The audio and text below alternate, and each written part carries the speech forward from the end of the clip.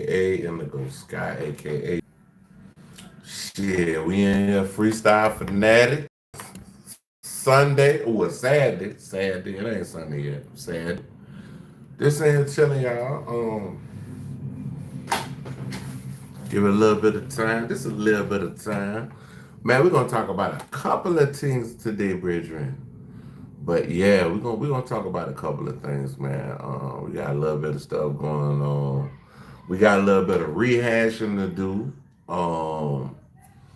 We also got a couple of new things that done came out. The Diddy trial is heating up. There's a lot of stuff going on with that. Um, I don't know how much stuff we're gonna be able to get with the Diddy stuff done. I think maybe a couple of things we can. Definitely, we're gonna play a piece of that Jonathan Oddie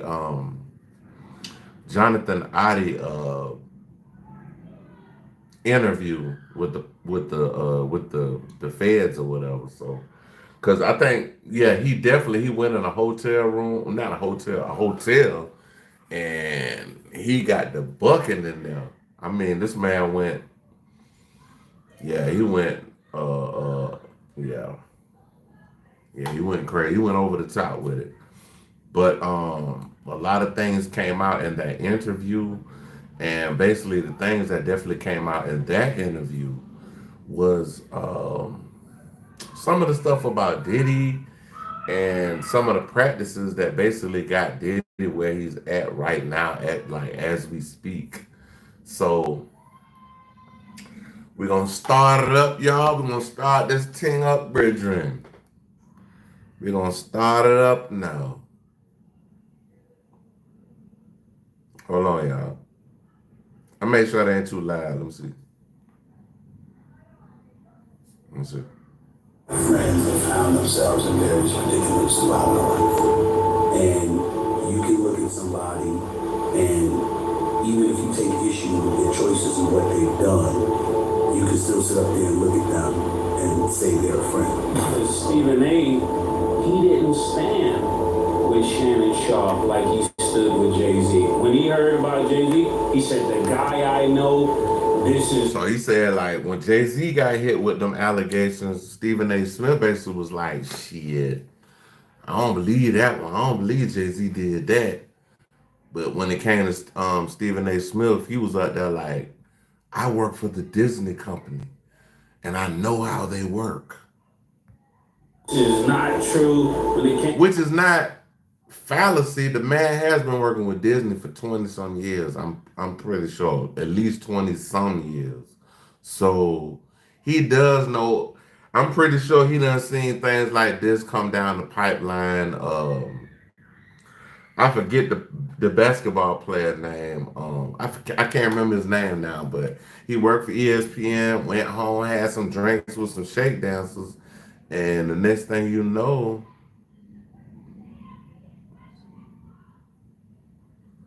it said, yo, Dennis Rodman, are we inside or outside? Bro, I don't know what y'all talking about some Dennis Rodman, but anyway, you got any face with that? You got any face with that? Oh, yep, I sure do. I love my, hold on, y'all. I love my nose. I love my nose. My nose is beautiful. You know what I'm saying? I love my nose. You know what I mean? When I was young, I didn't like my nose, but now I fell in love with my own nose. I love who I am, yo. Why you want me to take my sunglasses off? You want to look at my eyes? Like, you sound I don't know, bro. Y'all sounded kind of weird at the beginning of this live, dog. Like, somebody talking about my nose, somebody want to see my eyes. They want to look all my, yeah, I want to see how much. Oh, okay. All right, hold on, y'all. Flag on the motherfucking play. Get your bitch ass out my motherfucking live stream, bitch ass nigga. Pussy ass nigga. The fuck around me, bruh. Fuck you think you playing with, bitch. Yeah, go holler at your mama, bitch. Fuck you think you playing with in that bitch. Yeah, I do got a police whistle. And I got a police gun too, and I put the A. Get what? I ain't gonna say that, but anyway, y'all, we just in here.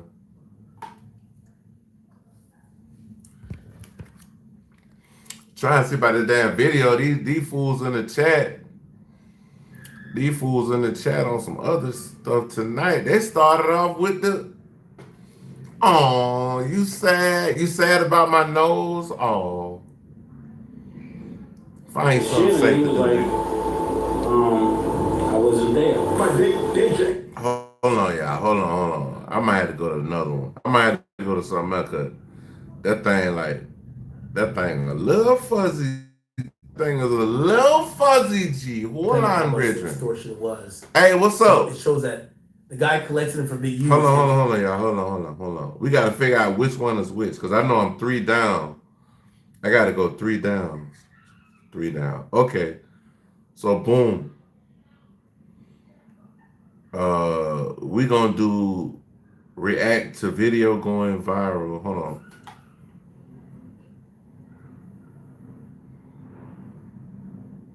Okay, we're gonna do Big U whack, basically talking about the Big U shit. Yeah, I know, man. My I do have to. Hold on, y'all. I do gotta get a better camera. I ain't gonna lie to y'all. That's one of the things I'm working on.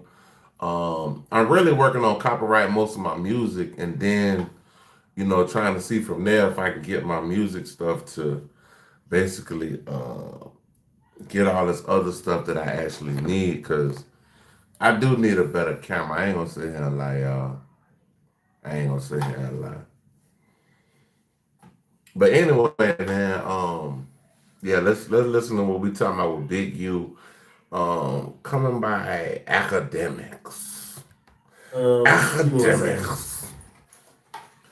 You know who I seen actually talk about this pretty much decently? Bruce Rivers, the criminal lawyer. Y'all watch him? It's like, and not only that, you don't have the resources that all these different agencies have specializations within. They didn't invent this. Things like we'll go and do something, and the same niggas we do it to show up to the house like 10 minutes later when we. Yeah, bro, I done did this shit like 1,000 times. Hold on, let me see. Let me go to the next video, bro. Okay, since we talking about Diddy, we'll go P. Diddy on trial. And then we'll do Shannon Sharp pulls up on Stephen A. Smith, because I think I had recorded that, but I did get the video.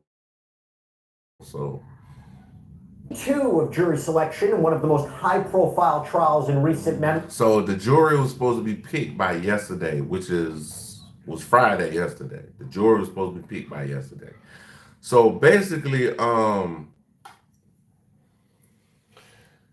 it wasn't picked by yesterday, but they saying Monday it's gonna be like, and Monday is gonna be the day.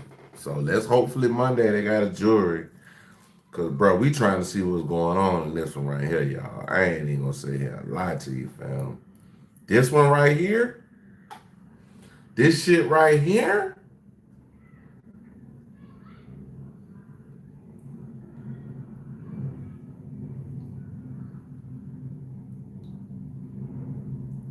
Yeah, this shit right here. All right, let's play it, y'all. Sean Diddy Combs is facing federal charges of racketeering and sex trafficking, and right now, his team and federal prosecutors are trying to figure out which New Yorkers will serve on a jury to determine his guilt or innocence. Who may be ultimately selected to decide one of the most impactful criminal trials in recent years? We're going to break down the big moments that happened today. Welcome to Sidebar, presented by Law and Crime. I'm Jesse Weber. Hey everybody, this is another. Hey, bro, I ain't gonna lie to you. Like, I don't really know, like, why you worrying about what I'm smoking on, bro? Like, you don't know, you know what I'm saying? Like, I got island roots, bro. Like, this is what we do here. So, I don't know, you might be mad because I'm smoking, but hey, at the end of the day, I don't care about that. But anyway, let's keep going, y'all. Law and Crime legal alerts. The lawsuits allege that acid use has been to increases in stomach cancer and gastric cancer. If you or a loved one were diagnosed with stomach cancer or gastric cancer after using an antacid, you may qualify for compensation. And one of our legal sponsors is partnering with the Driscoll firm, a national firm, helping those injured to ensure their claims are thoroughly presented. Visit antacidclaims.com/sidebar. Scan the QR code. I don't got Wi-Fi, bro. I don't do Wi-Fi. Questions and check your eligibility to file a claim. Sean Diddy Combs was back in court today alongside his huge team of high-powered lawyers for day 2 of jury selection. The name of the game is to go through. So this like early on, because like day 3, basically shit hit the fan because people started backing out. Well, I know one of the star witnesses backed out of the whole trial. We still don't know who that star witness is that backed out in the trial. But the judge basically was like, he don't care, just let it go. I think the reason why the judge did that too is because they still got enough evidence to hang Diddy. Over 100 potential jurors next few days, whittle that number down to about 45 or so, and then the defense. Bro, why you keep talking about the goddamn Obama phone? Nigga, like, bro, you worry about my phone, bro? Down to 12 jurors and 6 alternates. And by the way, in case this is a shocker, this is no easy task for these potential jurors, right? Sitting on one of the most impactful, you control these covered criminal trials in years, currently scheduled got for him 8 weeks. So we're going to cover what has happened today in the process, who may be selected ultimately for this jury. And this comes as not only Combs has just added another lawyer to his team, while the prosecution objected to another one sitting with him. We're going to talk about that. But this also comes as Combs reportedly said yesterday, he's a little nervous. And that's understandable, because why? He's facing 5 federal charges. The disgraced music mogul is accused of running a criminal enterprise that was allegedly focused on his sexual needs and desires, hiring sex workers. This sounds similar, very similar to R. Kelly. Like R. Kelly had a lot of charges similar to Diddy. He didn't have. I don't think he had this many civil cases against him, but he did have a lot of different charges as far as like. They actually got R. Kelly with the RICO, and a lot of people they always think RICO has to deal with like a gang, like a type of thing, and that is really where it comes from. So a lot of people, when they look at these cases, they're like, how can I get a federal RICO when I'm by myself?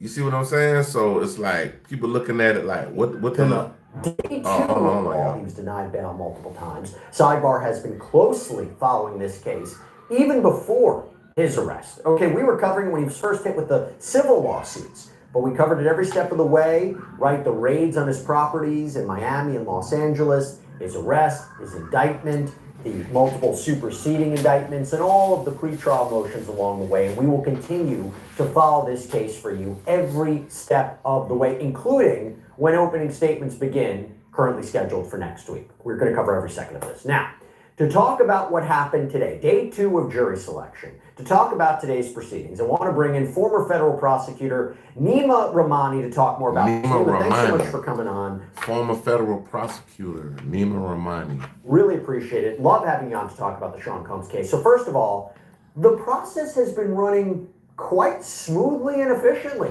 I mean, do you think they can select a jury this week with opening statements next week? When you told me this, when they told me that jury selection was only going to take a week, I said, no way. So remember, this is what he said. This was Tuesday. It's actually Saturday today. They haven't picked a jury yet. So what he's saying was basically spot on about what was going to happen. No way, it's not going to be able to take a week, but you think it's possible, generally speaking? We'll get into more specifics about what happened today. Jesse, first of all, love being on, and we're almost there. Next week, I do believe we are going to get a jury selected this week. And I think the reason we are, there's 2 reasons. One, we're in federal court. We know these federal judges like to move. They're really limited when it comes to what they perceive as the federal judge that Diddy did pick though, he picked that I think it's a woman if I'm not mistaken. He picked her. So that's gonna be another thing, y'all. We looking at like, will she have any type of leniency against Diddy in this trial? We need to know that too. So yeah, man. or cause challenges. If some of these potential jurors say, hey, I can be fair and impartial, that's good enough for most judges. And they'll say, you know what, counsel, you got to use your peremptory on them. The other reason I think we're moving quickly is because we're having judge voir dire as opposed to attorney voir dire. Attorneys can ask all sorts of questions because, look, let's be honest, Jesse, there's only one person in that courtroom that wants a fair and impartial jury, and that's Judge Subramanian. The lawyers, they're going to want jurors who are favorable for their case. I mean, that they're advocates. That's just the reality of it. So What? lawyers tend to be a little bit more. What did you say? What? They don't want fair and impartial. They want jurors on their side. Nima, what are you talking about? Believe it or not, Jesse, advocates actually want to win. So, Yeah. they'll ask questions, as you know, trying to get into their political beliefs. And really, we want to know if you're prosecuting or defending a sexual assault case, what are your views on sexual assault? Do you believe it's underreported? Do you believe it could be falsely reported? Is this rape? Is this regret? I mean, we know what the lawyers are getting after. So the judge obviously isn't going to get into all that. It's going to kind of stay within the boundaries of really what should be a four-cause challenge. And that's why I think the process is moving a lot faster than it would otherwise go. I wonder what it's crazy because Big U case, and I know this ain't got nothing to do with, well, it does have something to do similar to the whole case with Diddy. Big U got a federal case too. But he really got like gang members, they lumped them, like he even said it himself. And I would thought it wasn't funny, but it was funny how he said it. He said they lumped all these people in with me together. So by them lumping all of them together with Big U, that definitely makes it a RICO. Some of the one thing that probably is different on the Diddy case, I don't think Diddy has any M's, if y'all know what I mean.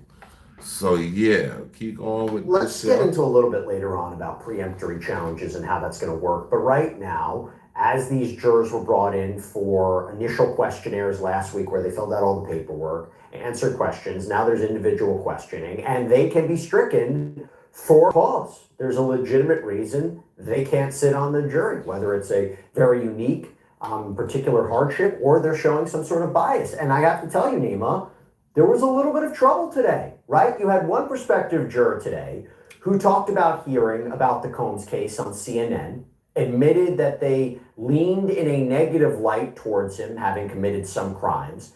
That juror was excluded. You had another juror who admitted on the questionnaire, again, that all these prospective jurors had to fill out, that she was a victim of an attempted rape. Reportedly said the cops could have done a lot more. But this juror wrote on the questionnaire that P. Diddy has money and he could buy his way out. And when asked by the court, well, that's what they already trying to say later on, because I think the day after this, because this was the second day, the third day was a bombshell because one of the star witnesses had fell back. She fell out of the whole proceeding and she wouldn't show up. And the judge basically was like, we're going to try to get her in here before the end of the week, and she never showed up. So that's one of the things that day that was bombshell. What you mean by that? She apparently doubled down and said just what I wrote. She was excused for cause. Another juror who has a son that works in the DA's office of Rockland County, New York, conceded. So they had 600. They had a pool of 600 people that were supposed to be in the jury. Okay, these people were basically given certain things that had to do with the trial, and they had to answer questions as a jury pool so they can know who they wanted to pick amongst the 600 people. And that's a lot of people that was actually excluded because they didn't fit the criteria of what I think the defense. Not y'all. Hey, if y'all know anybody who's like law savvy in here, get in here and let me know. When a case like Diddy, are they picking the the uh the jury? Because I know the defense is actually trying to pick the jurors that'll help Diddy, but is the prosecution picking also amongst the 600? Let me know, like if y'all let me know though. They aren't sure if they could be fair and can't promise they wouldn't be biased. And it's hard for this to be a fair trial or be unbiased when you actually seen that video of Diddy that they're gonna show in court already again of the man terrorizing Cassie, bro. Like he beat her like a dog, bro. And that was uncalled for on every sense or every measure of being a man, bro. Like I don't give a damn what you do to me. I'm not gonna beat you. I'm not, as a woman, I'm definitely not gonna beat you like that. I'm not gonna put my hands on you, but the way Diddy ran down that aisle or whatever, I mean that hallway with the white towel that looked like it had a safety pin in it, and went in and went upside Cassie's head, and that was not cool. That was not cool at all, my nigga. Like, I'm gonna be honest with you, bro. To me, I feel like with that shit right there, if I got 2 daughters, my nigga, y'all better lock them up. Lock them up. Please lock them up. I got 2 daughters, my nigga. That's all the kids. I got 2 kids. I got 2 daughters. Guess what? Guess what? Lock them up, my nigga. Please lock them up. Because if I catch them out here, I'm in jail too. Struck for cause. Another juror who admitted they would be biased for law enforcement struck from this jury. Nima, I gotta say, this is what I anticipated would happen. Now, first of all, credit to these prospective jurors for being honest or purportedly being honest, but I expected. And it's crazy because some of them might be honest and then some of them might be lying. Because some of these people like, bro, you don't know how long this trial gonna be, but this trial might be longer than the O.J. Simpson trial, bro. It might be really long, bro. What if this trial lasts longer than the Young Thug trial? You know how much money they spent on Young Thug trial? The Young Thug trial damn near ran Fulton County broke. Like, for real, dog. Like, bro, you just can't just be. And then that was a state RICO. That wasn't even no federal RICO. We would have a lot of people that would show a sense of bias in this case. I think that's right, Jesse. First of all, in any case, there are a lot of people that just want to get off jury duty, right? They get that summons. I just said that, bro. They don't want to be there, especially for a 2-month trial. That's going to get a lot of press and not just attention here, international attention. But see, the craziest thing is, bro, you can mess around and be a juror in this trial, and you might be able to make millions off of it, bro. I ain't even gonna sit here and lie to you, bro. If they call me to be a juror in the Sean P. Diddy Puffy Cone shit, I do it, bro. Cause I'll be like, bro, you'll know everything that happened. And when you get out of there, your check, they ain't paying you nothing while you doing the jewelry shit. But when you get out of there and be able to show all of the information that you got that happened to the trial, what was going on, shit, I got the Ray-Ban stories. I got the first joints. I got the ones where when they first came out, I fuck around and go in there with them on. But they probably peep some shit like that right there. They might peep that.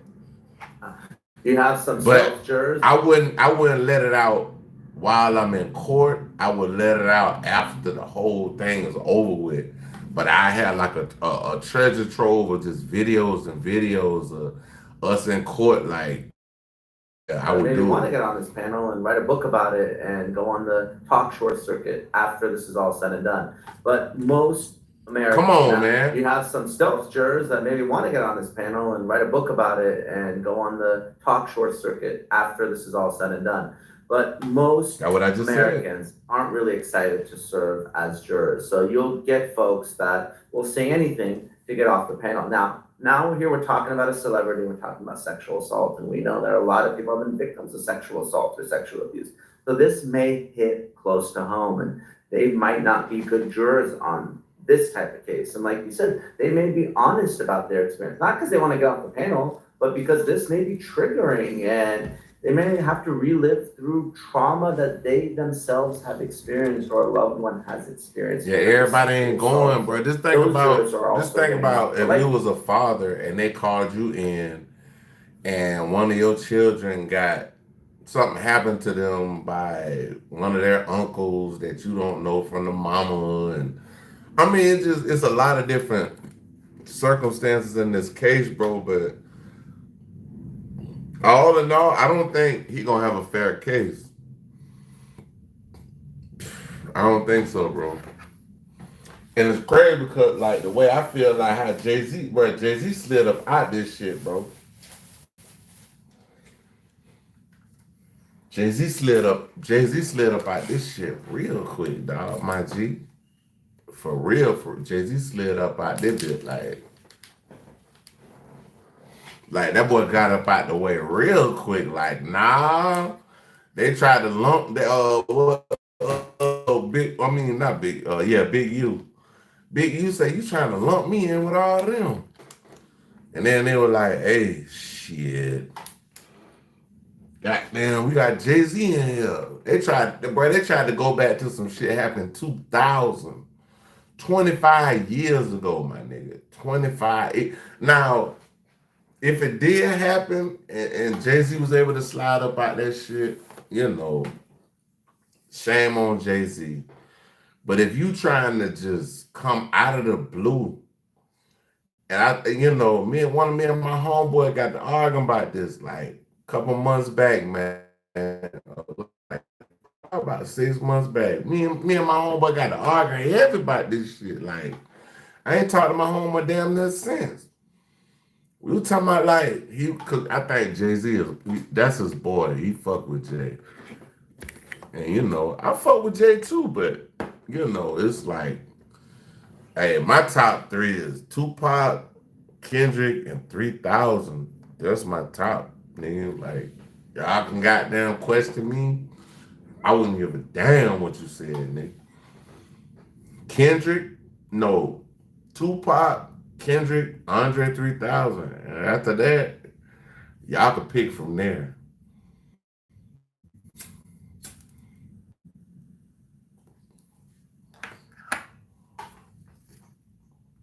You said it's the type of case that is going to stir up a lot of emotions from a lot of different folks, whether it's race, whether it's law enforcement, whether it's gender and sexual violence, you name it, this case has it. Look, these jurors who have to expect to not only know who Sean Combs is, but they're probably exposed in the last year and a half material about him. It's the lawsuits, the CNN video, things like that. They've already formed an opinion about it. So aside from the jurors, by the way, who mentioned or exhibit signs of bias, you also had other jurors who have conflicts or have medical issues that struck them. Yeah, some people like just say, because see, sometimes I think when because it's 600 people, just think about it. Out of them 600 people, some of them people sick, they might be on dialysis. They can't come to no goddamn trial.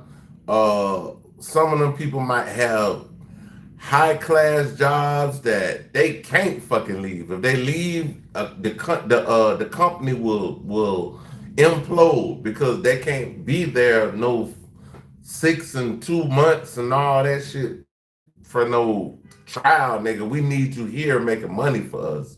It's a lot of people that they called in that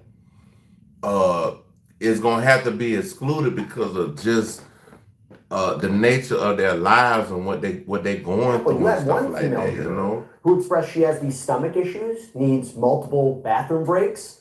Struck from the jury. That's not going to work when you have the long testimony. They said that lady they said she got to keep going to the bathroom. She got to keep peeing and shit. So she can't be no damn juror. She got to keep using the bathroom. She can't hear what the fuck they talking about. And maybe not the ability to have multiple bathroom breaks, and is going to be distracted. But we have another issue. They told Diddy. They said Diddy, hey bro, Diddy. I don't know. I guess the first couple of jurors, Diddy was looking like, That nigga, they say Diddy got bubble guts and was like, hey man, I gotta use the bathroom, brother. The judge was like, nah, you can't use the bathroom. We gotta get at least through 10. Or can we get at least through 10? It was either way, one of the ways, you know what I'm saying? But that happened right there though. Another juror, actually, to be more specific, that highlights a key issue in this case. The footage from the LA Intercontinental Hotel of Combs purportedly beating up Cassandra Ventura back in 2016. Key piece of evidence. We just talked about that earlier. Bro, you got to remember, this evidence is 9 years old. 2016 to 2025. That's 9 years ago, bro.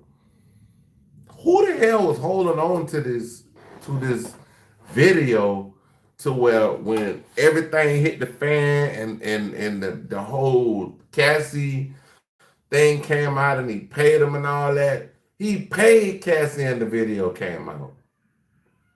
Come on, bro.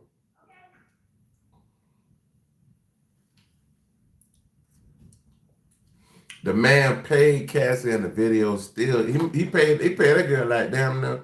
We don't know what he paid her. We don't know. Honestly, right now, we don't know what that man paid that woman. That man might have paid that woman issued an apology on Instagram. Hey, he might have paid that guy now. CNN last year. This was before his arrest. And again, we believe this is going to be a key piece of evidence. Y'all hear what he said? He just said what I said. Hold on. Issued an apology on Instagram when a portion of that video was published by CNN last year. This was before his arrest. And before the arrest. That's why we keep trying to tell Uncle Shay Shay, bro. Bro, you out here trying to prove you ain't like that or whatever, bro. You need to find you something else like more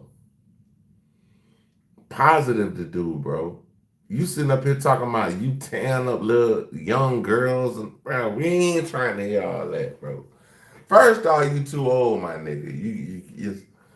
I'm gonna have to throw the little chick a worm packet, like what you give your dog, get him a little thing when you get the worms and shit. Yeah, let him eat that. So, but Uncle Shay Shay Broski, you out here on some other things, brethren. You doing some other things, brethren. But yeah, bro, we're gonna get into this though. Hold on. Yeah.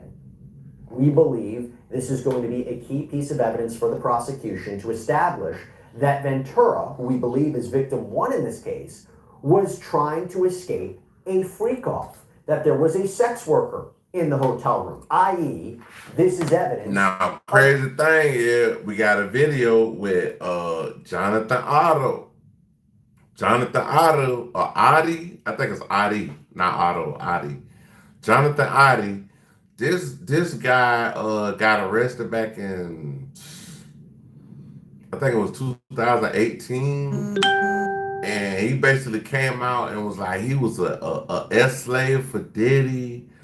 All these, like, bro, you gotta look at all this shit, bro. Like, all this shit is like a puzzle, my nigga. And everything is just keep connecting, bro. Like, and the just keep getting bigger and bigger. Like, it's like 1,000 pieces. But it's like right now, it's about damn near about 500 pieces put together. So we got half of the story. When this damn trial come out, we gonna have a masterpiece. I ain't lying to you. I ain't lying. Sex trafficking, the argument to be put forward by the prosecution. Well, what happened? You got a juror today who reportedly told the court, yeah, they saw the video, and despite this juror saying they could be fair court, saying that today on the questionnaire that this juror filled out, apparently the juror wrote they were unsure if they could be fair. But the juror said they would listen to the court's instructions on this. Nonetheless, the juror was excluded. But Nima, this tape, so problematic for jury selection, right? No question, because like you said, typically when you walk into that courtroom, you haven't seen the evidence in the case, but this is not your ordinary case. Everyone has heard about Sean Combs. Everyone has Everybody seen heard that about case. this. Like, I understand what he's saying. He's saying this like to the umpteenth degree, bro. Everybody done seen the tape. Everybody know about this, bro. This is not nothing you could just. I can go to Wyoming and pick a jury from Wyoming, or I can go to Minnesota, you know what I'm saying? Like, bro, everybody done heard about this shit, bro. This man can't have a fair case, bro. And I mean, at the end of the day, like he fucked himself up when he beat on Cassie, bro. Like that's where you fucked up at, bro. Like we might have been rocking with you and we ain't see that, bro. But once you put your hands on that girl, we this hey, hey, everything out the basket now, bro. Like that's how we rocking now, brother. Hey, we ain't, you know what I mean? Bro, we not doing that. We definitely ain't doing that, bro. Bro, this man tried to like shout out to Ticket TV because he be saying this a lot. And I don't want to steal the man's saying.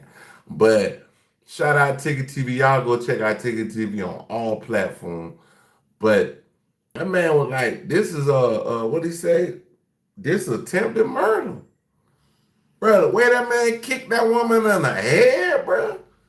Would you kick your daughter in her head the way Diddy kicked Cassie in her head? Would you pick up a vase and haul off and sling it at your daughter's head like that, nigga? No, you wouldn't. And if another man did and you don't do nothing about it, that say a lot about you. That say a lot about you. All these clowns in the comment section talking slick. I love it. Keep texting, bro. You ain't doing nothing but running the algorithm up, bro. Run that shit up for me, dog. Run that bitch up for me, dog. Y'all some lambs out here, my nigga. Y'all out here goddamn capping for Diddy. Man, I ain't gonna even, I ain't,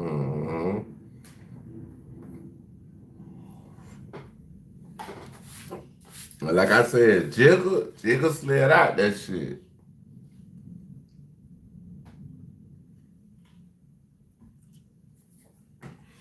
But the shit with Jigga was like, I just ain't understand, like, bro, like,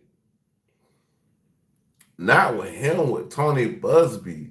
Like, bro, like you did some wilded out ass shit, nigga. You just accused a nigga of basically just the wildest shit ever, dog.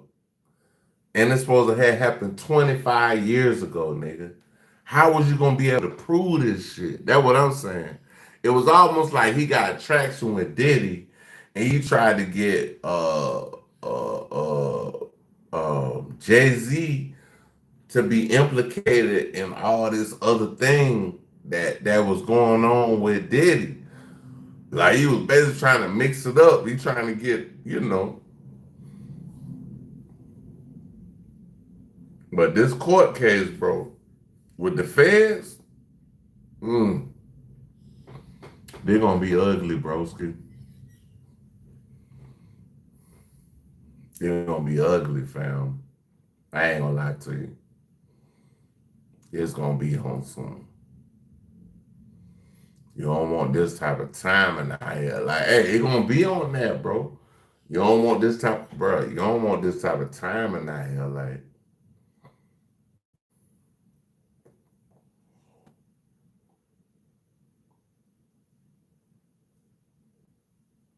these motherfuckers, I don't know, bro. These people, it's just hard to see, like, people that put themselves in position backtrack to a position where you're not even on a standard as a regular human.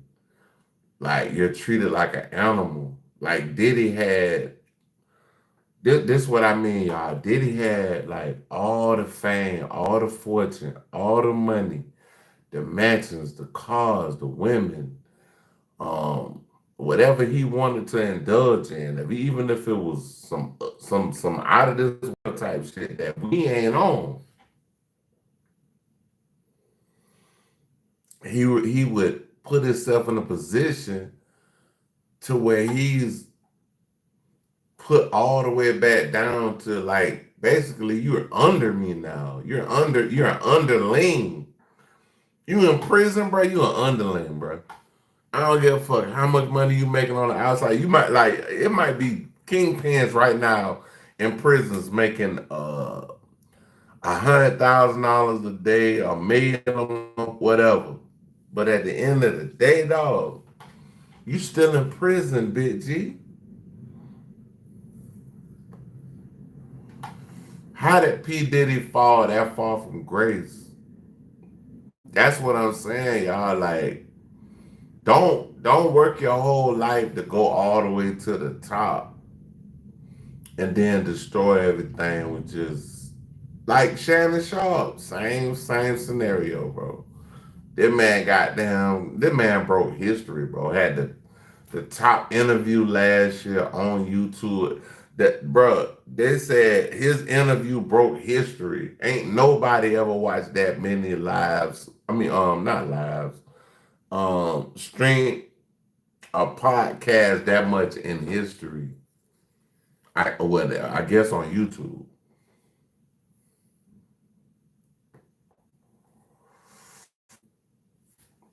And you fucked the whole bag up, bro. You fucked the whole bag up, bro.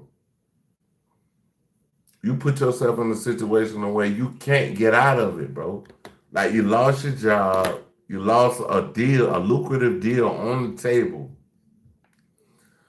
Like, what is y'all niggas doing out here, man? It's disturbing.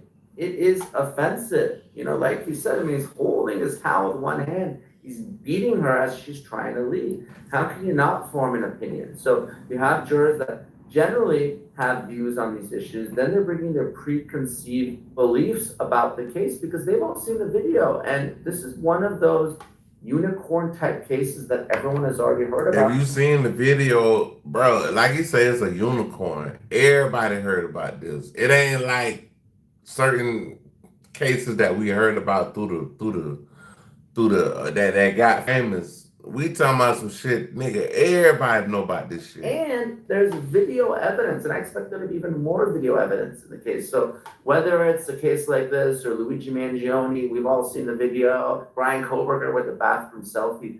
The jurors that walk into that courtroom, they're going to have prejudged the evidence. So if they say that they can't be fair and impartial, either in their questionnaire or an open court, it may be hard for the lawyers to rehabilitate them, right? Because if you're a lawyer in the case and you think it's a bad juror for the other side, you're going to want to try to make them seem fair and impartial to force the other side to use one of their peremptories, not give them excuse for cause, because of course, cause challenges. So he might have asked my question because I was asking earlier, like if you were the prosecution and you were picking against the defense and you were picking.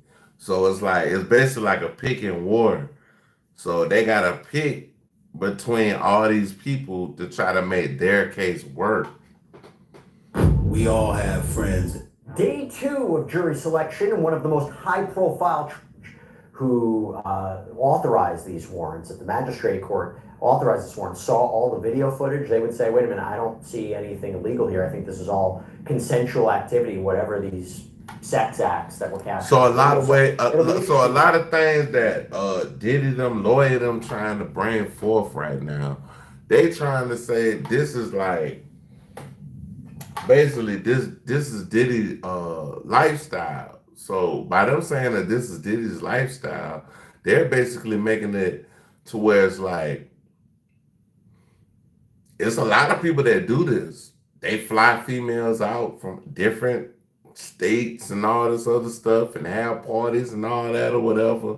But he was like, basically the defense is like, people do this every day. But like I said, if that tape wouldn't have came out of that gal, bro, getting beat, he might have had half of a chance. But that tape, it sealed his fate. And then when she went civil, like I keep talking about the Shannon Sharp thing, they going civil now. But then what if they pop that shit up? What if they pop up on Shannon Sharp with the criminal?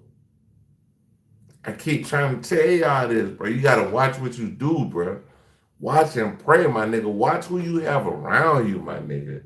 But if you on this type of timing, I ain't trying to be in your circumference, your circle. I ain't trying to be around none of that, dog. That's not what I'm doing out here. But yeah, we gonna keep going, y'all. Give me a second. We're going to keep going. See what is shown and which side it ultimately benefits. But going back to jury selection today, so you had another juror who apparently read an article about the jury selection process going home from the courthouse yesterday. More specifically, who got excluded from jury service. They were looking to see who got excluded from jury service. Now, the judge today admonished this person, saying they weren't supposed to do that. And apparently the report indicates this might have been a lawyer or someone who is trained as a lawyer. If true, you definitely know you shouldn't do this. The court struck this juror, but it raises a larger question of how tough is it going to be to make sure whoever's impaneled on this jury doesn't talk about the case, doesn't research the case, isn't affected by the media coverage of it, or who's outside the courthouse. That's why I feel like you need so many alternates. Day 2 of jury about the case, they're on jury service. But that's why it's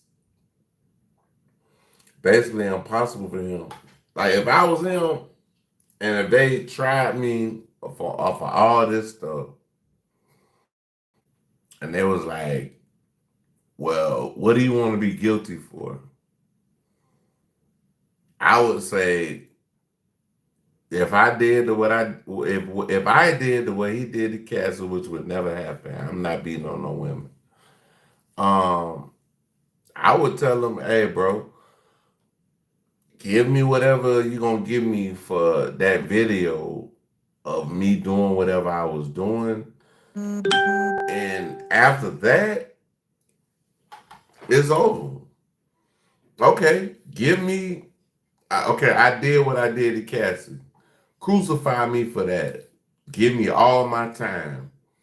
But all this other shit y'all talking about, I don't know what you're talking about, bro. That's some other shit. I don't know nothing about that." We're looking to see who got excluded from jury service. Now the judge. That's how you gotta play it, because everybody has seen the tape. Like you can't refute the tape. The tape is everybody's seen it. So by everybody seeing this tape, ain't nobody gonna go in court that seen the tape and give him a fair trial, bro. Like as a jury, bro. Like on a jury. Admonished this person, saying they weren't supposed to do that. And apparently the report indicates this might have been a lawyer or someone who is trained as a lawyer. If true, you definitely know you shouldn't do this. The court struck this juror, but Nima raises a larger question of how tough is it going to be to make sure whoever's impaneled on this jury doesn't talk about the case, doesn't research the case, isn't affected. You know how many people some people gonna research it that don't know about it. Then some people that know about it, they might lie and say, "Oh, I don't know as much about it as I know about it." So this man he don't got a fair case, bro. He really ain't got no fair case, dog. I ain't gonna lie to you, bro. They got this. By the media coverage of it, or who's outside the courthouse. That's why I feel like you need so many alternates. It's really a big problem, Jesse, and technology has just changed the game, right? Back in the day, you weren't getting all your news from your cell phone, right? You have to go home, you got to turn on the TV and watch the news. But we've seen, like they're saying, everything now different, bro. When you pull your phone up, all this shit coming out about this man. If you got a phone, you know about what happened with the Diddy case. Seen it time and time again, and it's becoming an increasing. Y'all laughing at me. Y'all can have an Obama phone hey, it came up. Problem where a juror is Googling about the case, they're on social media, and you're not supposed to bring in those outside facts and evidence into the courtroom. And like you said, a lawyer should absolutely know better. That's not what you're supposed to do. And that's how mistrials happen. So, big issue right now. Yeah, what he just said. That's how mistrials happen, bro. That's the same thing happened with YNW Melly, bro. Like it was a mistrial.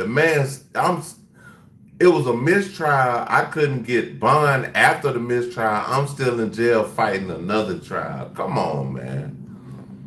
Like, bro, if it's a mistrial, I should at least be able to get bail and go home now. Around it, it's a question of the jury. But again, people already don't want to serve as jurors. Now you got to take their cell phones, confiscate them, separate them from their loved ones for 2 months. It's really a big imposition. So they thinking it's gonna be 2 months. I think it's gonna be longer than 2 months. It's gonna be longer than 2 months. It's gonna be way longer. And a burden. So if you're the judge, you're hoping the jurors follow your instructions, whether they're on the panel or potential jurors, so you don't have this problem, but it's a continuing problem because, of course, jurors have lives outside of that courtroom. So, Nima, let's talk a little. We all have friends. Day 2 of sex acts that were captured on video. So it'll be interesting to see what is shown and which side it ultimately benefits. But going back to jury selection today, so you had another juror who apparently read an article about the jury selection process going home from the courthouse yesterday. More specifically, who got excluded from jury service. They were looking to see who got... They read an article about it and was excluded when they came back the next day. You see what I'm saying? So excluded from... It's nobody that's not gonna know about what's going on in this trial, bro. Like, how is it gonna be? You're gonna have to go get some folk from another. It's hard, bro. This worldwide news, bro. Jury service. Now, the judge today admonished this person, saying they weren't supposed to do that. And apparently the reporting indicates this might have been a lawyer or someone who is trained as a lawyer. If true, you definitely know you shouldn't do this.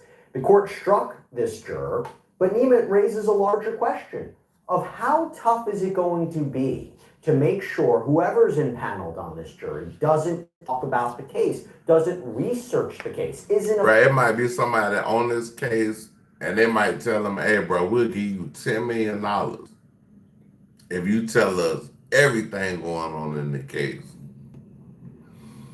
You don't think somebody that's being taken away from their job for a whole, what they say, 2 months, 2 months, 2 months. That's as long as it's gonna take to wrap this thing up. You don't think that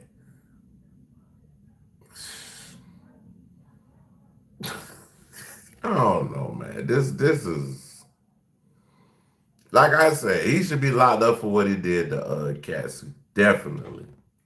Give him that time. But this other stuff, like they just mashing on the, I don't know. Like, I don't know, but I'm just saying, give me the time for what I did to Cassie. Because I was definitely wrong right there. Give me all that time. I'll take that. Take that. That's what he used to say all the time. Take that. Affected by the media coverage of it or who's outside the courthouse. That's why I feel like you need so many alternates.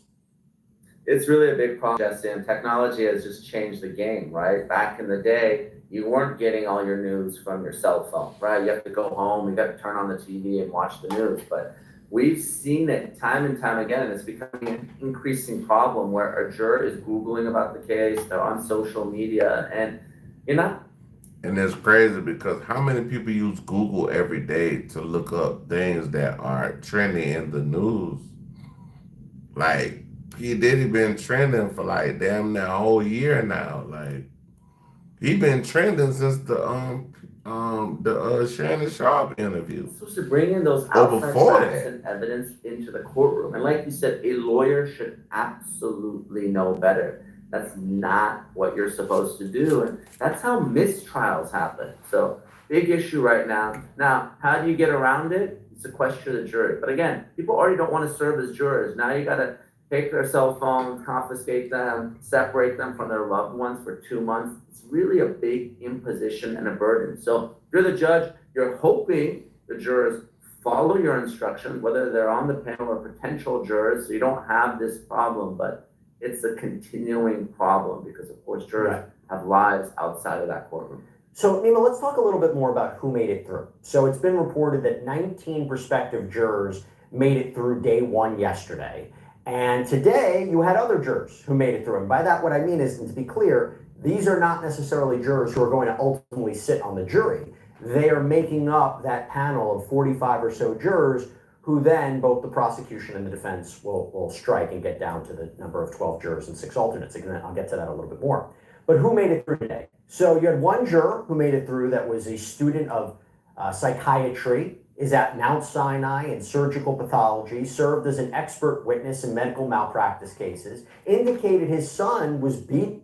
That was my ex-wife was born at Mount Sinai. My ex-wife was born in Brooklyn. But they got some crazy motherfuckers coming out of that, boy. Up and had his cell phone stolen while in college, and was told that the crime was committed by 3 young black men. Both sides agreed, and so did the court, not to strike this juror. You have another potential juror who made it through, someone who says they may be an elected officer to a union. His wife, according to him, was molested by a family member. And while he said he saw the CNN video, the Cassie video, and claimed that I had a lot of girlfriends that I done messed with that I had the same thing happen to them, bro. Like, I done had a girl from Japan, a real Japanese citizen, come to America. I ain't gonna tell you where I'm at, but come to America and tell me that some shit that happened to her when she was young. And I've been hearing this shit since I was young. Like, since I was young, I had girlfriends. They tell me, hey, man, these folks, they've been doing stuff to them. Looked angry and hostile Crazy, and entitled. He said he could be fair. You had another juror who claimed that he would lose 30% of his income if he had to serve on an 8-week trial, but indicated he could survive it. Also told the court that his wife is suing his landlord for repairs. It's important to know of any legal issues they may have. And also claimed that he has friends who have been assaulted. That person moving forward. Another potential juror is a security guard, has seen the Cassie tape, found it disturbing, but indicated could be fair. She was let in. We have a child neglect social worker coming in too. We have another juror who was let in over the prosecution's objection. Hold on, bro. Hold on. Now, this don't sound right. Hold on. Listen who they let in. Friends who have been assaulted, that person. Bro, hold on. Let me go back. To be fair, you had another juror who claimed that he would lose 30% of his income if he had to serve on an 8-week trial, but indicated he could survive it. Damn. So that nigga say he could lose 30% of his income, but he's willing to testify against Diddy. But because of something I think that happened to, let's see. Also told the court that his wife is suing his landlord for repairs. It's important to know of any legal issues they may have. And also claimed that he has friends who have been assaulted. That person. So he said he had friends that had went through the same things that they're saying is going on in this case. Moving forward. Another potential juror is a security guard, has seen the Cassie tape, found it disturbing, but indicated could be fair. She was let in. We have a child neglect social worker coming in too. We have a child neglect social worker. They not, bro. Come on, bro. Them folks, bro, that man going to jail, bro. This man is going to jail. He's going to jail, bro. Ain't no, it's, Yeah, he going to jail, dog. He ain't no mm.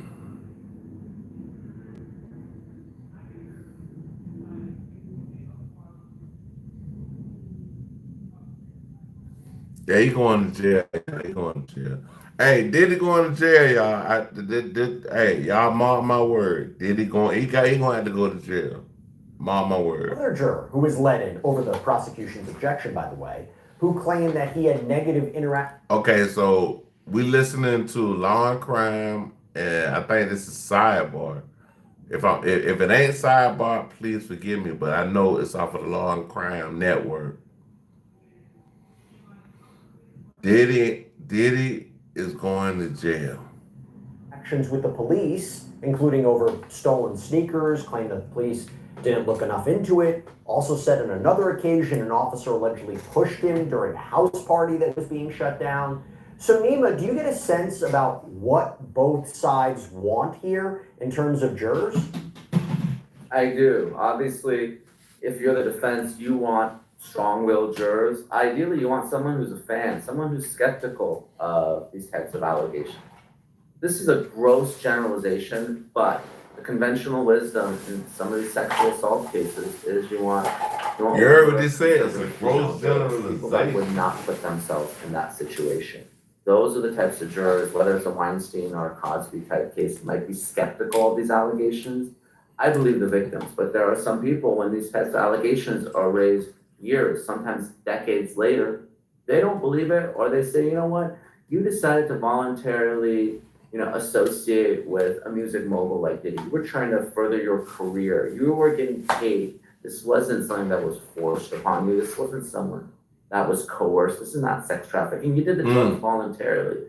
So there's a certain type of profile that the defense lawyers are going to like. And obviously, if you're the prosecution, you don't want those types of jurors. You want people that are going to kind of go along and someone that's going to be more likely to believe the consistent testimony of what you believe. There's multiple victims telling the same story. And just because somebody has experience with sexual assault or harassment, or has negative interactions with law enforcement, or has seen a piece of evidence in this case, does it make them automatically disqualified from serving? That's interesting, right? That might be surprising to people. Not necessarily. Like you said, if they can convince the court that they can be fair and impartial and compartmentalize and set that episode, set that case apart from this case, and decide the case solely based on the facts and evidence in this case, they're not going to be excused for cause. They're going to be at least on that initial panel. Now, Nima, to be clear again, this is just the potential jury pool. Everyone I mentioned may not even end up being the actual jurors on this case. What can we expect from preemptory challenges, strikes, and also explain to our viewers what those are exactly? So we're going through the cause challenge process. Those folks that can't be fair and impartial, or they have a hardship, a financial hardship, or a medical hardship that makes it difficult for them to serve 2 months plus deliberation. Often, for these longer trials, you can essentially opt out if you can convince the court that you have some reason. It could be family, it could be professional, that prevents you from serving for so long. Okay, so assuming you're clear that you can be fair and impartial, the parties in any type of civil or criminal case, they get a certain number of peremptories. Those are strikes that they can use for any reason, or really no reason at all, as long as it's not a constitutionally prohibited reason, race, religion, and those sorts of things. So once the cause challenges are done, and we have that 45 or so, then the parties start using their peremptories. And each case is different. Typically in a federal case, the defense will get 10, the government usually will get 6. But obviously, the judge can modify that as well in each particular case. Do you think that's going to take a full day? So, for example, let's say they get 45 jurors impaneled by Wednesday. They go to preemptories on Thursday. So Thursday, they went Monday. They went Monday through Wednesday. Thursday, they didn't do nothing. Friday, it was a whole debacle, but they said Monday we're gonna have everything Should they have good as far Thursday as afternoon? them picking the jurors. I do. And obviously, the lawyers like to ask all sorts of questions. They'll be going into these jurors' social media, trying to get as much information as they can. The judges asked some of this already. There's a whole industry of jury consultants that do this type of research. There's psychologists, they come, they observe these jurors in the courtroom, how they're dressed, how they're interacting with the court, are they looking at the defendant? And based on that, they're going to use their strikes on the jurors they think are going to be problematic. And sometimes it's like a gamesmanship. Like maybe you don't like a juror, but you think the prosecution might strike them, or maybe the jurors that are coming up behind them are even worse. So there's a real strategy here when it comes to jury selection as well, especially the use of parameters. Now, putting aside the issue of jury selection, before I let you go, there's another issue I want to talk to you about since we last broadcast our previous sidebar. So first, as Law and Crime's Elizabeth Milner reported to us yesterday, famed celebrity criminal defense attorney Mark Garagos was in court yesterday. And what happened today? The prosecution filed a letter with the court today objecting to this, saying that it appeared the defense was consulting with Mr. Garagos and members of his law firm, but they apparently never filed a notice to appear in the case. They also argue that according to the local rules, a lawyer or firm, quote, associated with the defense can't make out-of-court statements that would interfere with the trial. And they cite how Garagos has been talking about the case as recently as a few days ago on his podcast. Let's start there, Meme. A fair argument? Should he be prevented from talking about this? Should he have to notify his appearance in court? If he's going to do any legal work in the case, you have to file a notice of appearance. If you're not admitted before the court or the state, you have to have someone do your pro hoc vice application. Now, if he's just there as a jury consultant, they don't obviously need to notice on the case. They don't have to be lawyers. But if you are doing legal work, you do have to be in the case. And we know the Southern District of New York has some pretty strict local rules when it comes to these out-of-court statements. We've talked about it in the Lively Baldoni case, for instance, came up in the Mayor Eric Adams case. You really got to be careful about what you say. Luigi Mangione in the federal case, you really got to be careful about what you say in the Southern District of New York. Right. Because again, those local... Mangione's daughter is now one of the defense for Diddy. So that's basically why he say you got to be careful what you say. All right, we're going to Shannon Sharp. Pulls up on Stephen A. Smith.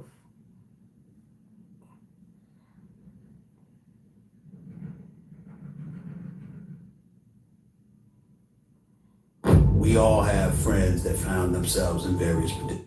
All right, we on the Shannon Sharp thing. We still in freestyle fanatic mode. FFM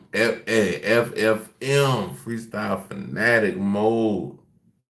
Throughout our life, and you can look at somebody, and even if you take issue with their choices and what they've done, you can still sit up there and look at them and say they're a friend. Stephen A., he didn't stand with Shannon Sharp like he stood. And I think I did this one yesterday, y'all, but I ain't do it like with the clearness with it. But we're gonna get the clearness with it tonight. With Jay-Z. When he heard about Jay-Z, he said, the guy I know, this is not true. When it came to shit, and he was like, I wasn't there. But date your age. Well, I want to date my wage. So Shannon made $19 an hour.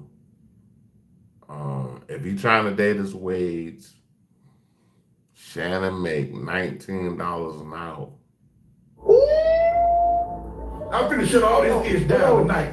The whole thing with Shannon Sharp is actually crazy because how are you even entertaining the conversation after put a big black baby in me? Put a big black baby in me?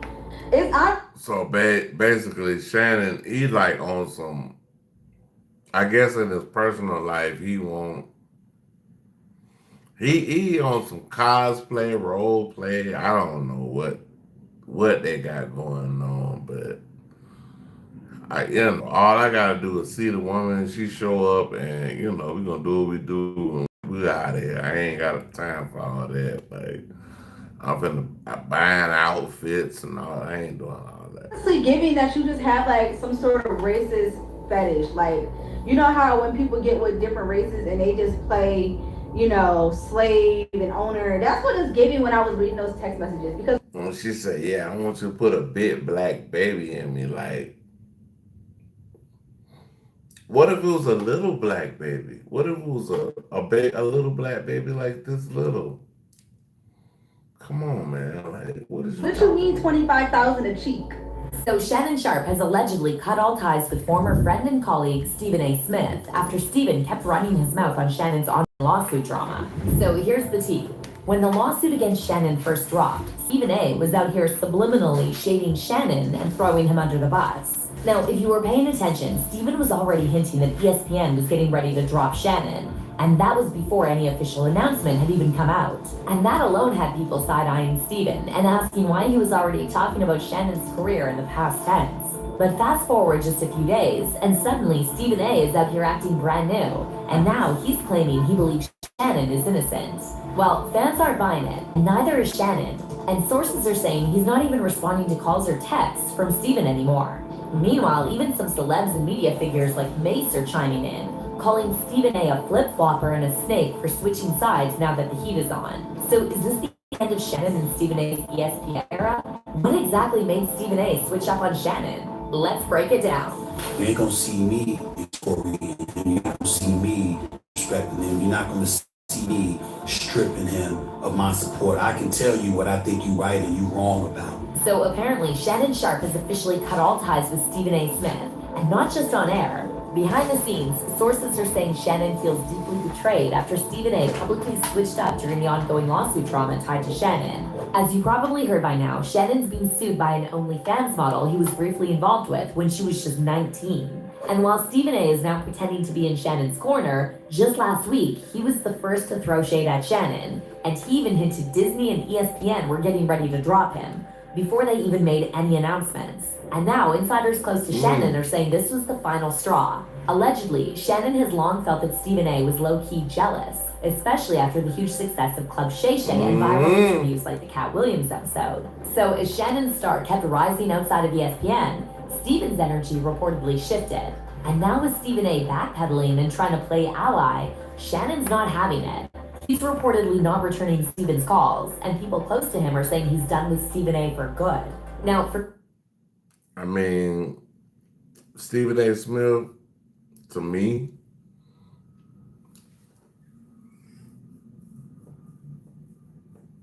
if the person that you brought to ABC and you brought them to ABC. They're supposed to be one of your friends. They're supposed to be one of your colleagues, things of that nature. I think he should have handled things totally different. Instead of him coming out and talking about everything with Shannon Sharpe, I feel like he should have kind of just kind of fell back and scaled everything back, because if I bring somebody on a platform that I'm on, did it say if a platform I'm on? This say okay, we'll say boom, I'm Drink Champs. Allegedly. This is just what I'm saying. I'm Drink Champs. I bring Kanye West on here, and Kanye West do what he do. Damn, that shit went to zero when I said Kanye. What Kanye West say on my platform is what Kanye West say. But at the end of the day, like, my platform is my platform. I got people here to talk. You know what I'm saying? Like, I'm not just, this ain't just, bro, I really don't know what to say, bro. This is just,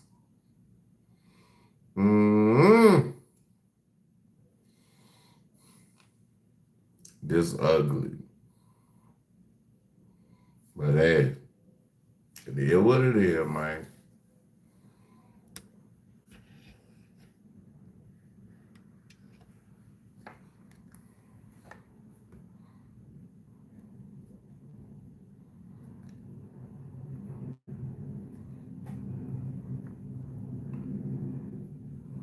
Context, when all this drama with Shannon first started, Steven was one of the first to talk about it, and he went on his show saying he felt bad for Shannon. However, the way he said it made it sound like Shannon's career was already over. It's a sad situation.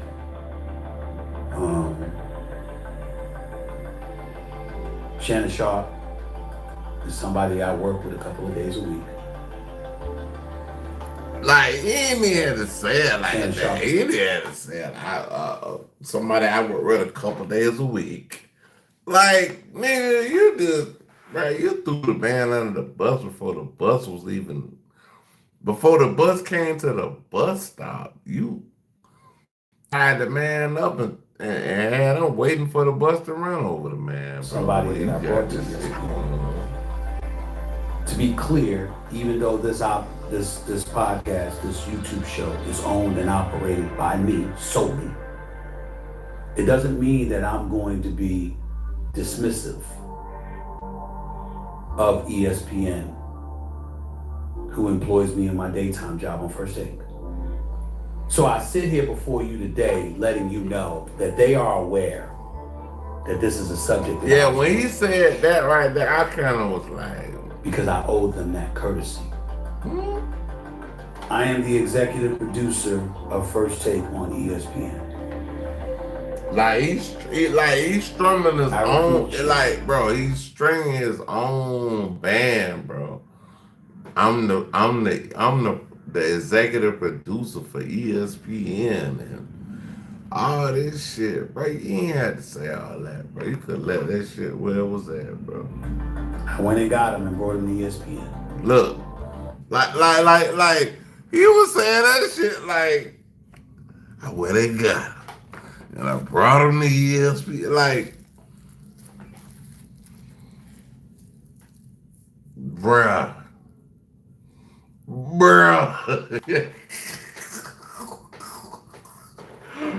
Bruh, like, dog, what the fuck?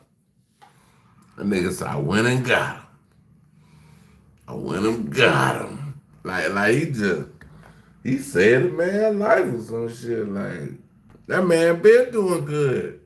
When he had Club Shay and all this other shit, man, that man been had that shit going. That man ain't worried about that shit, brother. Those are other folks. There are layers to this, and there are certain layers even I am not on. It was a play. Like, everybody really seeing how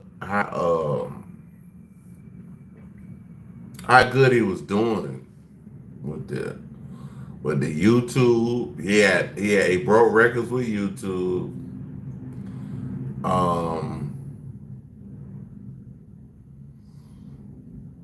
You know, it just came out of the blue. And then it came a week before. Now, mind, Michael B. Jordan, the movie Sinners came out a week before. Well, no, the week of when they was talking about when they dropped the lawsuit on Shannon. Now, mind, before this, Shannon had a segment on Nightcap where I think Ocho was trying to hook him up with some lady that she was like a Christian lady or something like that. And Shannon was like, nah, I don't want no saint, I want a sinner. And right after that, on the day that the movie Sinners come out, this ain't got nothing to do with the movie Sinners, but it's just ironic that the word sinner is infused with you get in a lawsuit the way you gotta pay They say you worth 30. I don't know what the man worth. Like, I don't care. But what I'm saying is it look like it's a lot of money that's being asked for. That's all I'm saying. I don't care how much Shannon Sharp worth. Y'all get in the comment section. Tell me how much Shannon Sharp worth if y'all really care about it that much. I don't care. But I'm just saying.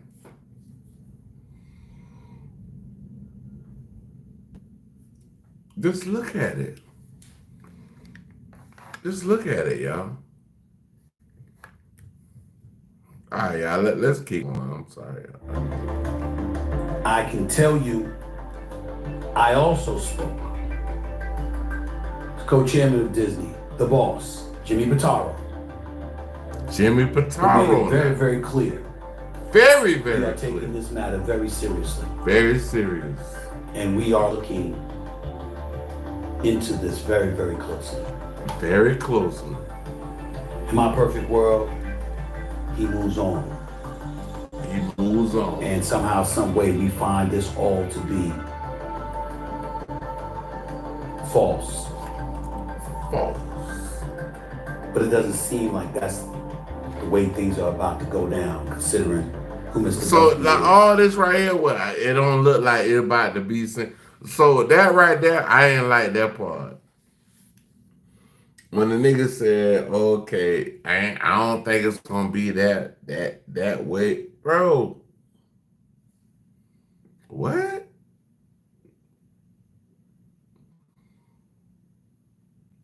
You brought the man on, bro, and you talking like this? Come on, bro. I'm sorry. I mean, I'm not sorry.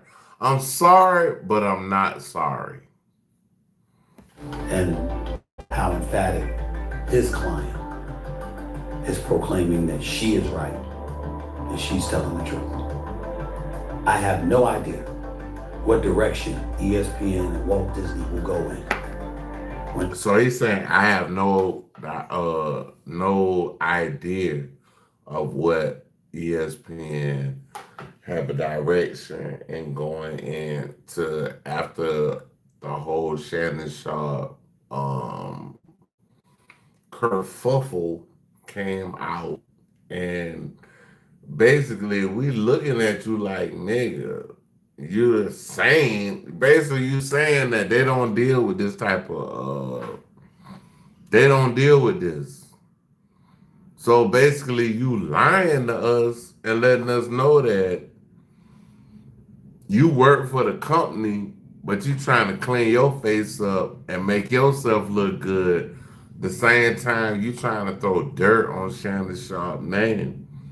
Now I'm not saying Shannon Sharp is 100% innocent, because the optics of him talking to a 19-year-old woman or meeting a 19-year-old woman, because when everything, I guess, went sour, she was what, 21, 21.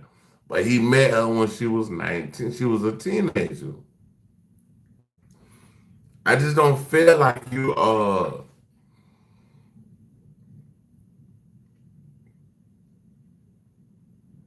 that ain't friend vibes, my G. That's not friend vibe. Friend vibe don't go that way, bro. Friend vibes don't go that way, you know? Because at the end of the day, like, nigga, if I brought you on, some shit go down, get what I'm gonna tell you. Hey, bro, you might have fucked up, but I'm not gonna help you be fucked up. And that's real as I could get. Like, that's realer than real that Holyfield, my nigga. Like, I'm on some shit like, you know, I brought you on, you did great, you raised the numbers, but at the end of the day, bro, if you fuck up and I brought you on, I'm finna be quiet about that shit, my nigga. I ain't got nothing to say about that. You dig? You dig? I ain't got nothing to say about that, bro. We gonna let you fight that. I'm not gonna help the machine take you down. But it's crazy because it's like certain people that work for the machine, and I won't say no names, they're here to help you. They're here to help take you down. Like, they really are. They're here to help take you down. You just don't know it. You might be getting all the accolades, and you know, we on top right now, this and that. Bro, that shit don't mean nothing, my nigga. That shit don't mean shit, bro. I'm just being honest with you. That shit don't mean nothing.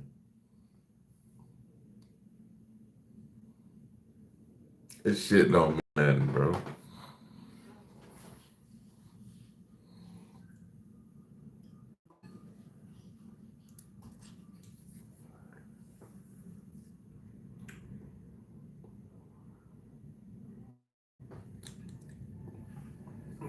Hey man, I'm about to cut this episode short.